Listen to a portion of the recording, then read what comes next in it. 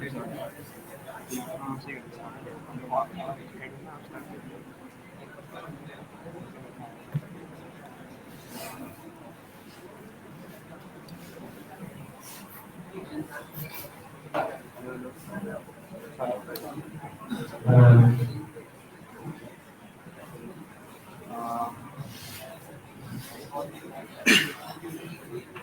welcome to the workshop. This is introduction to CDF. So, what exactly is CDF? वो सब हमें like जो हमारे बच्चे आए हैं यहाँ पर वो बता देंगे. Like I am the head of Infosec group of cops, okay, and myself Yash Shomarkar from electrical third year, okay. Uh, so yes. Continue. Hi guys, I'm Yuval Goel, CSC Part 2.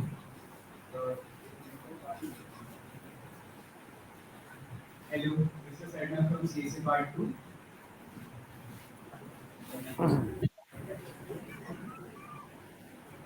And hello, I'm Priyadarshi from Mechanical Part 2. अच्छा, तो CDF Hindi में सब लोग comfortable हैं? कोई हिंदी में non comfortable?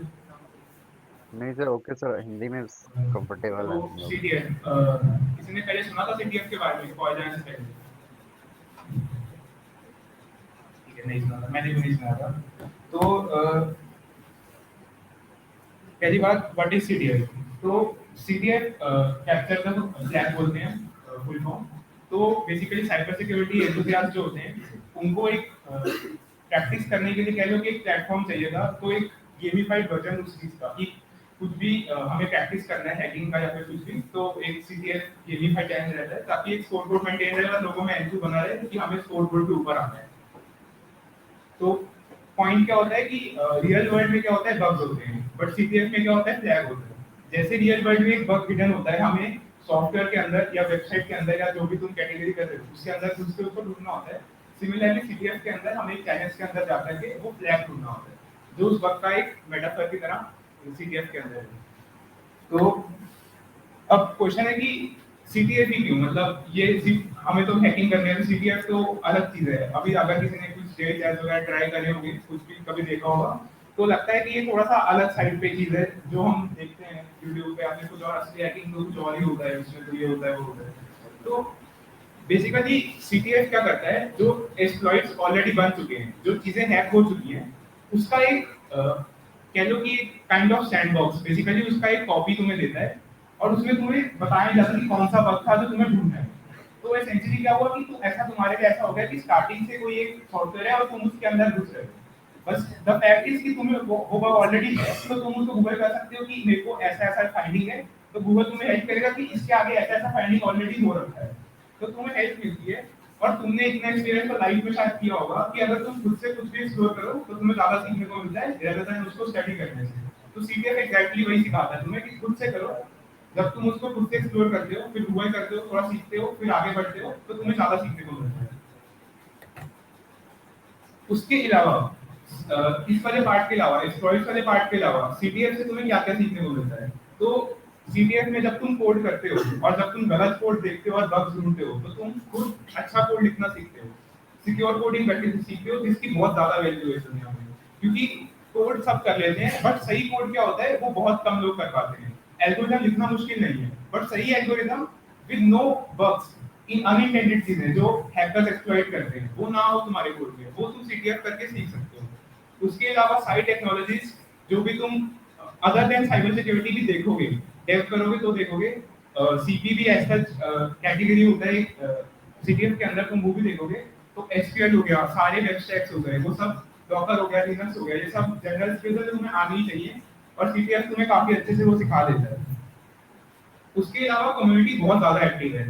तुम एक अभी CDF मान लो आने वाले टाइम में तुम कोई CDF देते हो जो इंटरनेशनल CDF है, तो तुम डिस्कॉर्ड सर्वर ज्वाइन करोगे, by the end of the CDF तुम नए फ्रेंड्स बना चुके हो जो ऑनलाइन अराउंड द वर्ल्ड, जो तुम्हारे जैसे सेम इंटरेस्ट रखते होंगे, सेम स्किल्स रखते होंगे, और तुम उनके साथ डिस्कस करके कि वो क्या कर रहे हैं तुम वो सीख सकते हो, तुम उनको बता सकते हो तुम क्या कर रहे हो, और अच्छा कोलैबोरेशन बनता है उससे।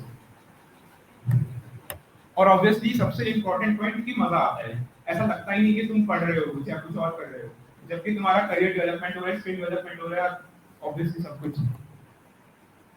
तो सीटीएफ की बेसिकली जैसे सीपी करते हैं या फिर कुछ भी हम कोई कंपटीशन देते हैं तो ऑब्वियसली एक स्कोर बोर्ड रहता है कि सारे कंपटीशन जहाँ पे लिस्टेड होंगे और एक स्कोर बोर्ड रहेगा। वैसे सीटीएफ का होता है।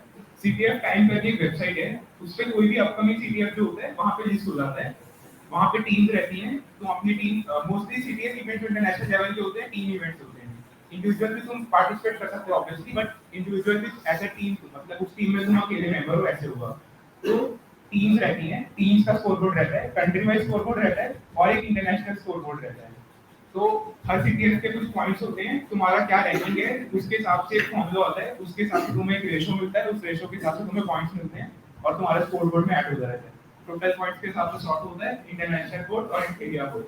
और अच्छी वैल्यू है उसकी, मतलब काफी अच्छा लगता है अगर तुम स्कोर बोर्ड में कहीं आगे आ रहे हो, ऑब्वियसली वो तो हमें पता है कंपटीशन। तो कैटेगरीज सीटीएफ में कुछ कैटेगरीज चैलेंजेस होती हैं ताकि डिवीजन हो सके। देखो कोई भी ऐसा बंदा नहीं होगा जो हर चीज में एक्सपर्ट होगा, हर बंदे का अपना अपना एक बेसिकली इंटरेस्ट बनता है, तो उस हिसाब से कुछ कैटेगरीज हैं और जैसे जैसे तुम एडवांस होते रहोगे तुम एक या दो कैटेगरीज पकड़ के उसमें काफी अच्छे हो जाओगे। तो मेन कैटेगरीज जो है web exploitation, forensics, conic, reversing, crypto और ओसेट। तो किसी को इन कैटेगरीज के बारे में कुछ पता है क्या है, कौन सी कैटेगरी क्या करती है, इसमें क्या होता है, किसी को कोई आइडिया है? किसी को नहीं?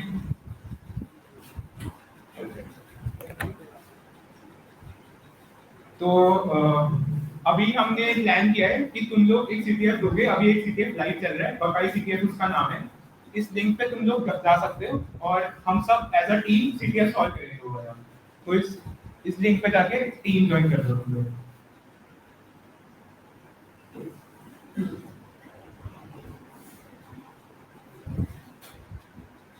इसका इंटरफेस कुछ ऐसा होगा, मैं दिखाता हूँ।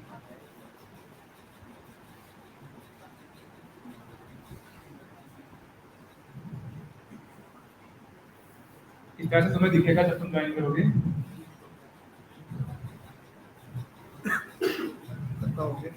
ज्वाइन कर लिया सब लोगों ने? लिंक लिंक दिखा दो। हाँ बस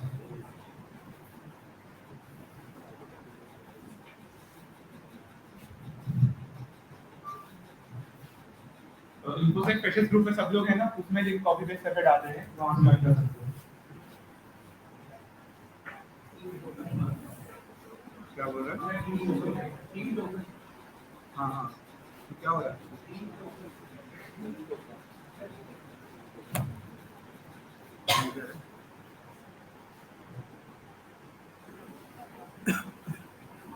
कुछ नहीं लगे। एक सेकंड।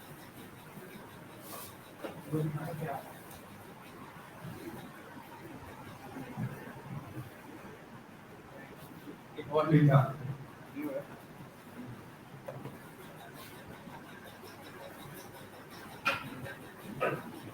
किसी का भी हुआ क्या? वैसे किसी का भी नहीं हो रहा?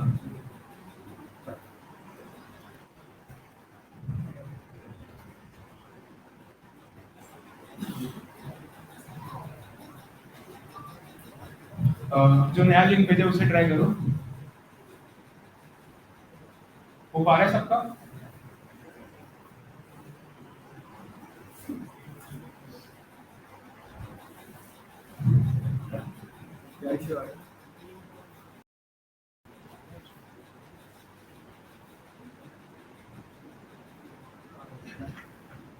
कोई रह गया जिसने अभी तक लॉगिन नहीं किया टीम में?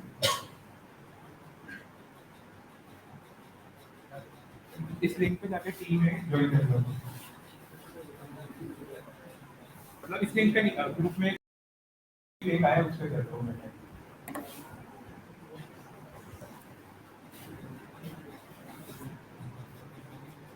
चैलेंजेस के टैग में जा सकते हो, उस वेबसाइट के अंदर चैलेंजेस करके लिखा होगा, उस टैग पे जाकर देखो। ये लोग कुछ आए नहीं यार।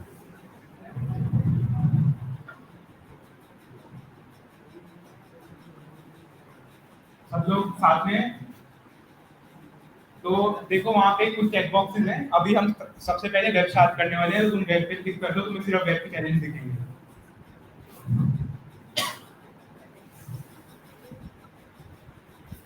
तो पहले पढ़ते हैं कि वेब होता क्या है।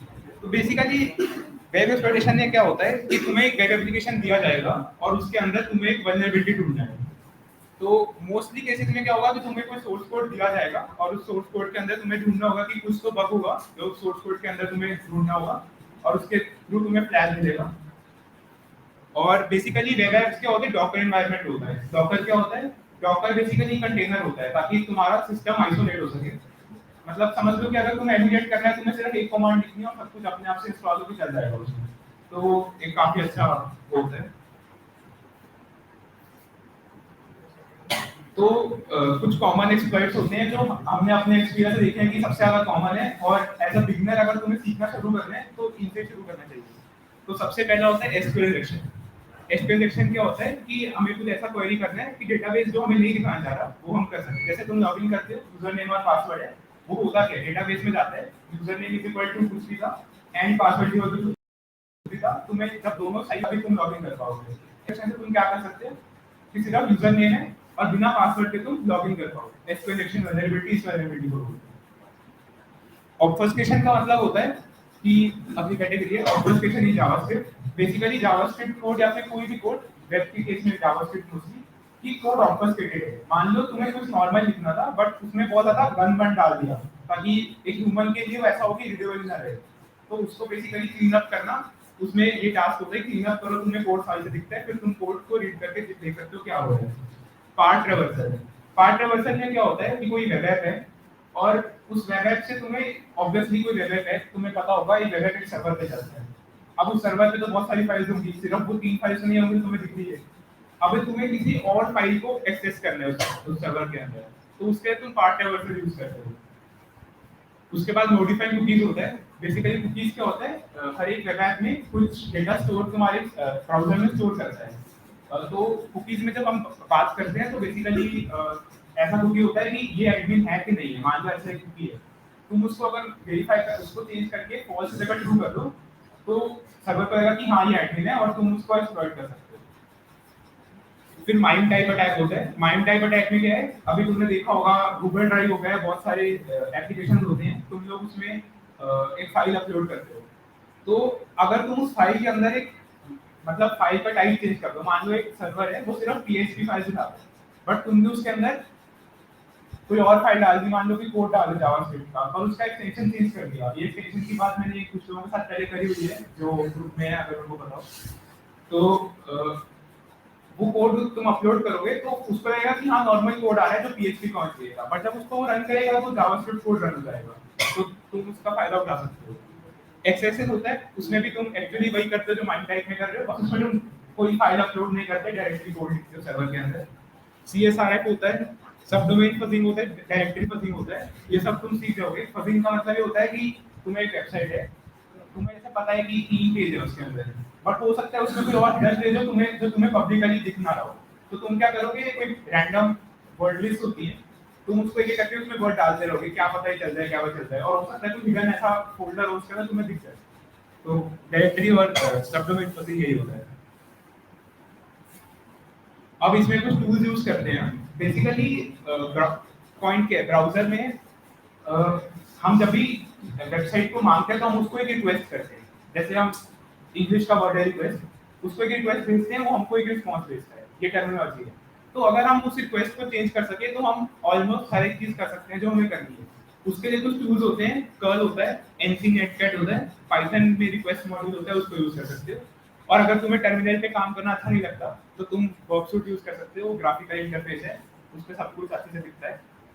तो अब हम चैलेंज सॉल्व करके ट्राई करते हैं। तो वेब के अंदर चले जाओ सब लोग।